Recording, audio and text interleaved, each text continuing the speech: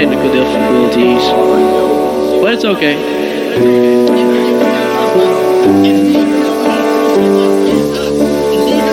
With a brand new reaction video. What's going on, everybody? Hope you're all having an outstanding day.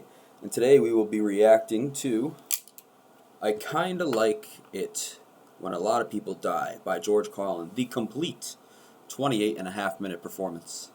This is going to be audio only for this one.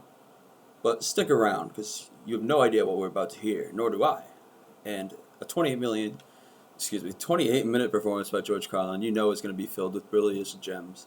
So let's search for their purity. Eh? Alright, let's get started.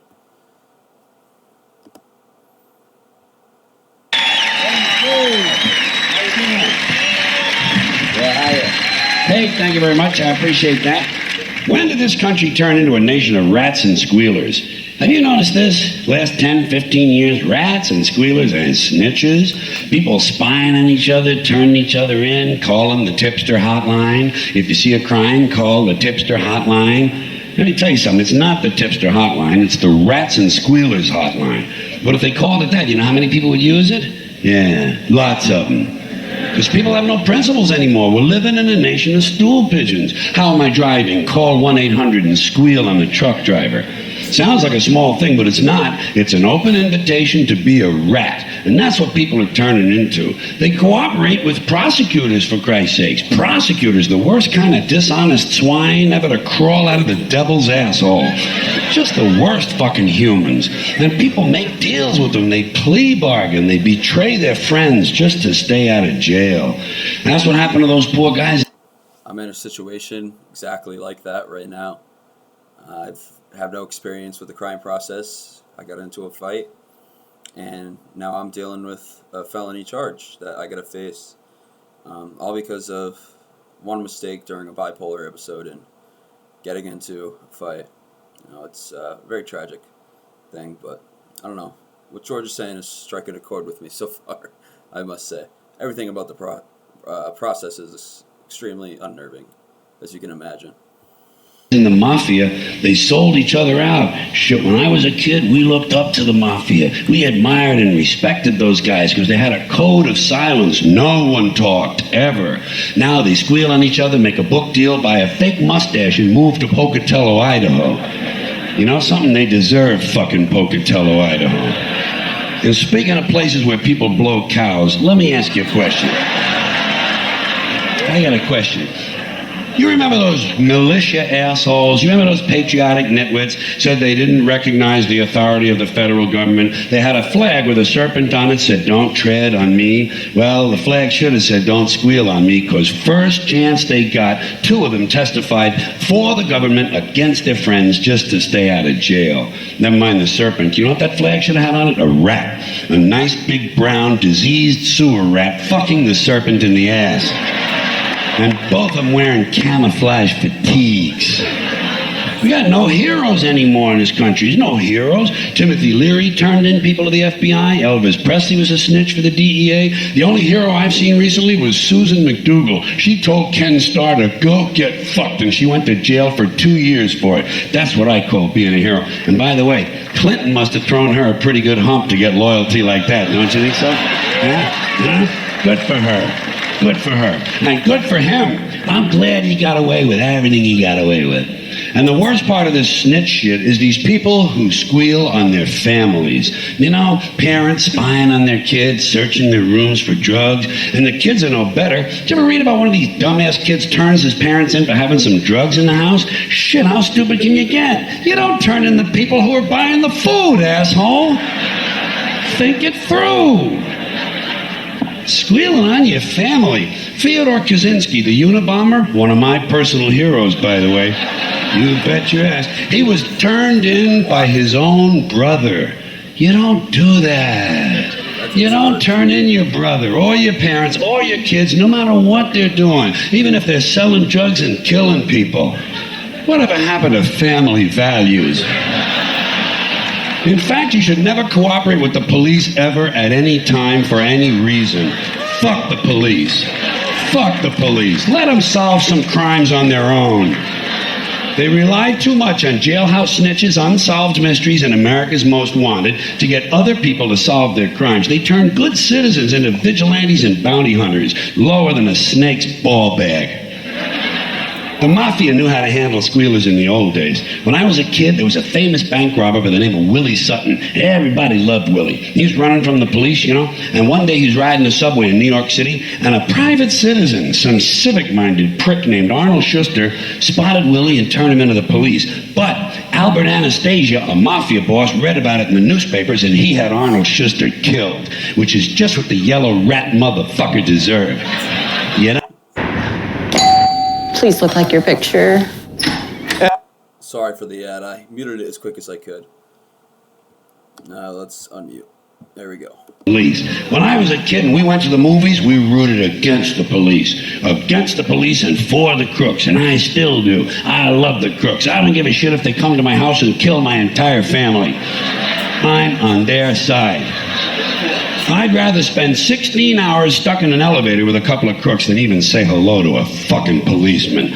You don't help the police. They're not on your side. Don't you understand this shit yet? They work for the state. They'll plant fake evidence. They'll put a loaded gun in the hands of an unarmed man they've shot to death. They harass minorities. They brutalize people. They deny people their rights, and they lie about it all in court all the time. They perjure themselves routinely. But they don't squeal on each other. They're not rats. So take a page from their book, but never ever help them. And above all, don't plea bargain by turning in a friend. Tell you what, some of you religious people out here, you religious folks, on Judgment Day, when you see God, ask him if you can plea bargain. Ask him if you turn in your family, will he let you into heaven? You know what he'll say? He'll say, go to hell. He'll say, go to hell, you fucking squealing prick. Because even God hates a rat. You know what Jesus should have done? He should have beat the shit out of Judas. Just grabbed him by the beard and beat the shit out of him. Right in front of the other apostles. Make an example out of him. You fucking squealing prick, Judas, you cocksucker. You realize I could turn you into a fucking pillar of salt if I want? Turn you into a fucking monkey. Or I can be a fucking monkey. Where's the money? Where's the fucking $30? Give me the $30. I'm fucking buying beer for the rest of these guys. Because they didn't fucking rat on me, you prick. But he didn't do that. He didn't do that. You know why? You know why he didn't do that? Because he believed in all this goofy love bullshit. But you notice something else. He did not plea bargain with the Romans. And he didn't squeal on the apostles, He kept his big fucking yap shut, and he took what was coming to him. We can all learn something from Jesus, even if it's not what we're expecting. Thank you. I appreciate that, folks. Excuse my allergy, but it's a better reason for blowing my nose on stage than I used to have. And a lot less expensive. Well, after a while, you do kind of grow up, You realize that, well, a couple of lines of cocaine make you feel like a new man. Problem is, first thing the new man wants, a couple of lines of cocaine. So it's like looking in the barbershop mirror. Now, here's something that bothers me. Surprise.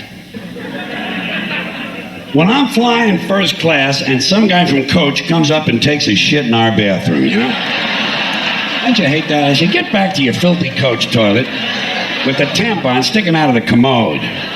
Don't be coming up here and trying to upgrade your feces. Your super saver feces. Well, I think most people know by now, caviar feces smell much nicer than bologna sandwich feces. It's unfortunate you don't like to tell people the truth. You don't want to point out class distinctions, but it's true. It's a function of socioeconomics. It's called the Fecal Differential. It has to do with diet as it relates to income. The lower the income, the worse the diet, the more disgusting the feces. And the same thing applies to farts. And the worst farts of all, the most horrendous farts in the whole travel experience can be found in the economy section of any plane coming in from the third world. It is fucking torture back there, folks. Underdeveloped country farts. Those people have farts that could kill cancer. The kind of fart that comes in handy if you have something that needs welding. The kind of fart that if you let one go at home, 30 minutes later your plants are all yellow. Kind of fart that after 2 or 3 days you realize there are no more birds in your neighborhood. A fart that would eat the stitching out of Levi's. Can I get away with one more fart joke here? The kind of fart whereby the Centers for Disease Control declares your pants a level 5 biohazard. And what happens is, in these third world flights, in the economy section, about an hour after the meal service, they quite often have these life-threatening fart emergencies. The FAA calls them TFIs, toxic flatulence incidents. The airlines call them code browns. Just as a hospital has a code blue, airlines have code brown, code brown. If you ever hear that, do not inhale. You are in a code brown. And the worst place to be is in the last 3 rows. Because what happens is these planes get flying so fast that all the most vicious, lethal, volatile, flammable, unstable farts get pushed toward the back of the airplane where they begin to build up pressure. And they build and they build and they build until they reach critical fart density, CFD. And they continue to build throughout the flight until finally some kid turns on a Game Boy and boom, boom. The whole back end of the plane blows off. And you know who gets blamed? Osama bin Laden. Terrorists get blamed for these explosions that are nothing more than cabbage fart detonations. And the FBI doesn't know. FBI doesn't know what to do. They're looking for explosives. They should be looking for minute traces of rice and bok choy. These are the kind of thoughts that kept me out of the really good schools and prevented me from moving swiftly up the corporate ladder. Because I was always complaining about something, always finding fault. Something I'm getting tired of? Songs. There's too many fucking songs. That's all you ever hear, songs. You know how many songs there are? Okay, every year 25,000 CDs come out, okay? 25,000. So even if you throw out half the titles and say they're old songs being re-recorded, and you stay very conservative and you say, well, 8 songs to a CD, that's still 100,000 songs every year. Every year, and that's just this country. There's about 185 other countries out there, all of them pumping out songs. Probably not a lot of snappy tunes coming out of Rwanda these days. But some, there's got to be some. I'm telling you, it adds up. I'll bet you anything that if you counted every song ever written in the history of the world, in every culture since the beginning of time, by now, there's got to be 10 million songs. 10 million songs. They're not enough. Don't we have enough fucking songs for you people? You're telling me you're standing in the shower room with 10 million songs out there, you can't think of something to sing? You got to have a new song? And they're all love songs. That's all you ever hear is a fucking love song. Can't somebody write a song about something else? Everything's a broken heart, broken heart, broken heart. Fuck that. What about a fractured cheekbone? How about a punctured lung, huh? Wouldn't you like to see some good-looking chick with long hair and big tits stand up on stage singing about a punctured lung? Would sure make my fucking weekend. No one is writing these songs. How about a song about a fire in a nursing home? Huh? All right, a daycare center. Okay, a church. A crowded church. How about a song about a guy who gets his legs caught in a wood chipping machine? Here's a nice song. Family of 4 comes home from vacation at Disney World and finds 27 bodies decomposing in the living room. And they all have on Santa Claus suits. I'm telling you, we're passing up a lot of really good topics that would make terrific fucking songs. Like cancer. I know it's touchy. Fuck you. Cancer would make a really great song. Shit, everybody's got cancer. Nobody's singing about it. Here is a market niche being deliberately overlooked. And by the way, tuberculosis is coming back too. Here's another musical opportunity. Wouldn't you like to hear a song with a whole lot of coughing in it? You never hear these kind of songs. You never hear that. Everything's a love song. It's always emotional pain. Something, the last thing I'm interested in is someone else's emotional pain. Don't be singing about your pain. Unless it's cancer pain. You could do a whole CD. First cut is cancer. Second cut, tuberculosis. 3.5 minutes, solid coughing. Starts out slow with the introduction to the song. Guy's just clearing his throat. Then you go to the first verse. Kind of a dry cough, non-productive. You get in the second verse, the song begins to build. Now you're in the chorus, and the guy's coughing louder and louder and harder and harder, and he's choking and gasping and wheezing and panting, and you can hear the fluids in his lungs, and he's doubled over and he's running out of breath, and finally he gets into one big, huge, uncontrollable, spasmodic coughing fit, and he gags and pukes all over the microphone. That would be the climax to the song. And maybe you could make it interactive with a CD-ROM and the guy could puke right into your living room. Huh? Yeah, you probably need special speakers for that. I don't know, I'm not into the technical stuff. I'm more of an idea man. I'm a concept guy. You know what I am? I'm a visionary. I'm a fucking visionary. I'm always thinking about something. I'm always fucking thinking. Especially when I'm alone, you know? Now you're probably saying to yourselves, what the fuck does this guy think about when he's alone? If this is the shit he's willing to talk about in public, what kind of garbage floats through his head when he's home? Well, I'm gonna tell you. It's a fair question. I'll tell you what I think about. You know what I think about when I'm alone? The first enema. Huh? Yeah. I don't think about it all the time, you know. But a lot. Maybe 30, 40 times a day. That's not too much, is it? I don't dwell on it. It's just a quick thought. But let me ask you this. Did you ever think about that? Did you ever think about the first enema? No. You know why? No vision. No fucking vision. Me, I'm a visionary. I'm always thinking about something, you know. That's when I thought about the first enema. Here's how it happened. Me and my friend were giving each other an enema, you know. What? He's my friend. Leon. Hey, what good is a friend that can't give you an occasional enema, huh? So me and Leon are giving each other an enema this day. And at this particular point, it was my turn, so I was kind of relaxed, you know. I was draped over the end of the living room couch there. And I'm reading the food section of the newspaper. Always looking for a good veal recipe, you know. I'm looking through there, and we're talking back and forth, me and Leon. We're talking about hockey. We're talking about the NASDAQ. We're talking about how sometimes if you rub your eyes real hard, you can see kind of a checkerboard pattern, you know. And suddenly, out of the blue, I turn to Leon. Well, I couldn't turn all the way around. But over my shoulder, I says, hey, Leon, I wonder whoever came up with the first enema. Well, he flipped. He had never thought of such a thing. He practically dropped the equipment he was holding. And that thing is heavy. It's a fire hose. Number 12 with a zoom nozzle. But it leaves you feeling really refreshed. So we started talking about the first enema. Because when you think about it, there had to be a first enema. There had to be a first one. Everything has to happen once for the first time. Some guy, just sitting there, had to think of the enema. And I'm sure it was a guy. This does not sound like a lady's thought. Some guy. He's a long time ago, this guy, probably making spear tips or some shit. Sitting there carving a fertility fetish for his girlfriend, something like that. Suddenly he thinks to himself, you know something? I think it would be a really great idea if I would squirt a whole bunch of water up my ass. And then just let it all run out. I'll bet I would feel a whole lot better if I did that. And then, after he thought of it, dig this. After he thought of it, he had to explain it to the other people. And test it. Something like that, you're going to want to test it. You probably want to test it on someone else. I'm sure you wouldn't try it on yourself.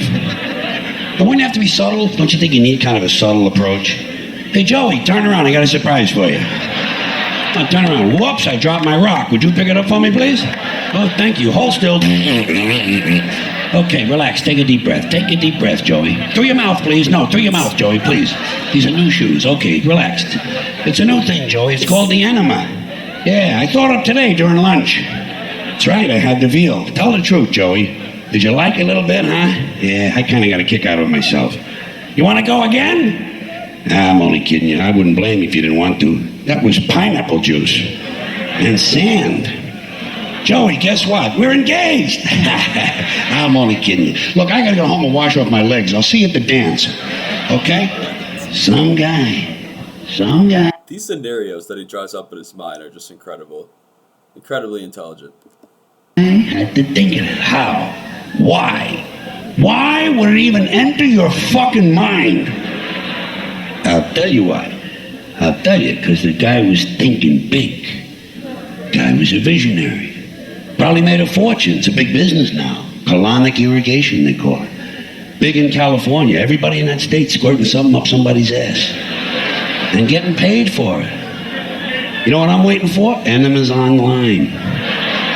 Electronic digital enemas. They'll have it, you watch. Some guy's home tonight. e.nama.com/pineapple juice. Some visionary's home tonight trying to get a mouse in his ass. Probably a Macintosh guy, you know? So you're always ahead of the curve. Yeah. Good ideas, good fucking ideas. As usual tonight, I've been doing a lot of complaining, a lot of criticizing, and people seem to like that. I thought maybe by now, you might be ready to hear about something I like. Would you want me to tell you about something I really, really like? Huh? Fatal disasters. Big fatal disasters with lots of dead people. Because I kind of like it when a lot of people die. Some people like macrame, some people like doing the mambo. Me, I like a nice train wreck.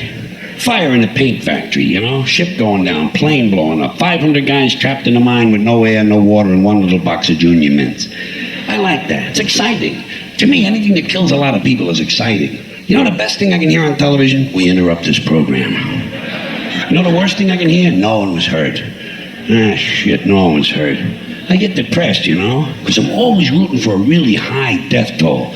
That's why I like the natural disasters, the big natural disasters that no one can control. Tornado, hurricane, earthquake.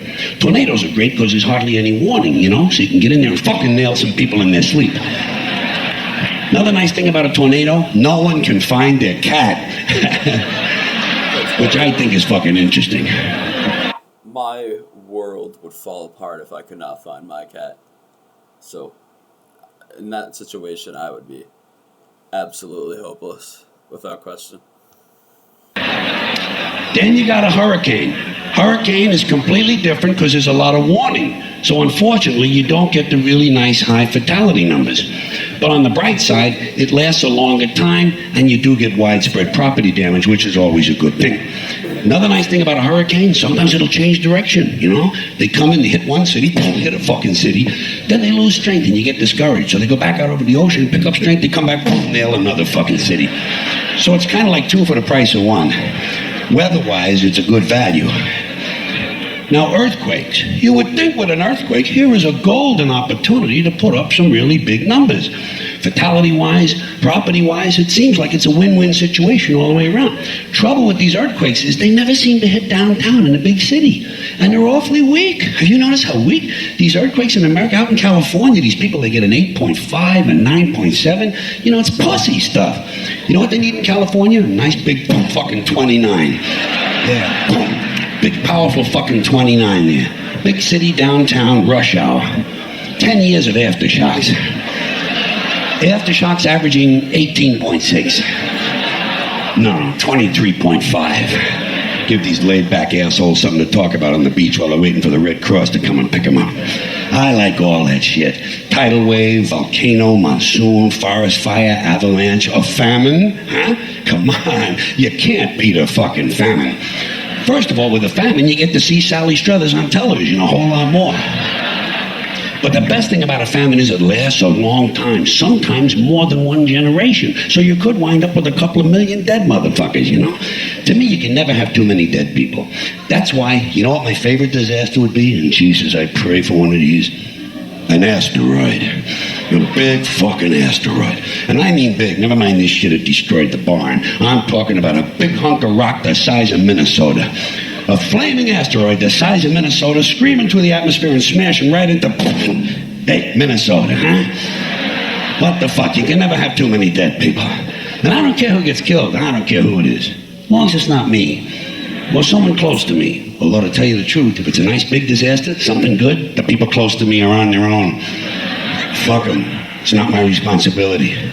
And I know what you're thinking. You're saying, well, that's all very cute and clever, George, but you'd feel a whole lot different if one of your loved ones ever got killed. And I think, no, I wouldn't. Not really. Maybe it'd be a little less fun than usual, but as long as a lot of other people died, I'd be fine. I'd get over it. Because Because I really like big disasters.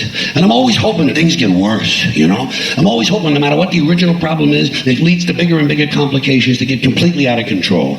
Like if a downtown water main breaks in a big western city and it floods out an electrical substation, causing a power failure that knocks out all the traffic lights, creates a citywide traffic jam, and emergency vehicles can't get through, you know? And at the same time, one of those month-long global warming heat waves comes along, but there's no air conditioning and no water for sanitation, so cholera, dysentery, smallpox, and typhoid fever break out, and thousands of people get infected and start dying in the streets. But before they die, parasites eat their brains, and so they storm the hospitals looking for treatment, and the hospitals can't handle all the emergencies. So the infected people start strangling the doctors and stripping off their clothing and lighting it on fire in a big pile in front of the hospital. And the flames drive them even crazier, so they start stabbing social workers and garbage men. And then they light the buildings on fire, and a huge wind comes along, and the entire city begins to burn. And then the people who aren't infected yet, the well people, they get pissed off, and they start beheading and burning at the stake all of the sick people, and breaking into their homes and trying on their underwear. Then everybody takes LSD and gets drunk, smokes PCP and crack, and they go completely out of their fucking minds, and they start defecating in the public library. And they march on City Hall and start butt-fucking each other in front of the statue of Samuel Gompers. And at this point, it appears that pretty soon things are going to get out of control. So everybody panics and tries to leave the city at the same time, and they trample each other to death on the highway by the thousands, and their corpses are eaten by wild dogs. And the wild dogs chase the rest of the people down the highway, and they pick off the slow ones and the old ones one by one because they're in the fucking fast lane.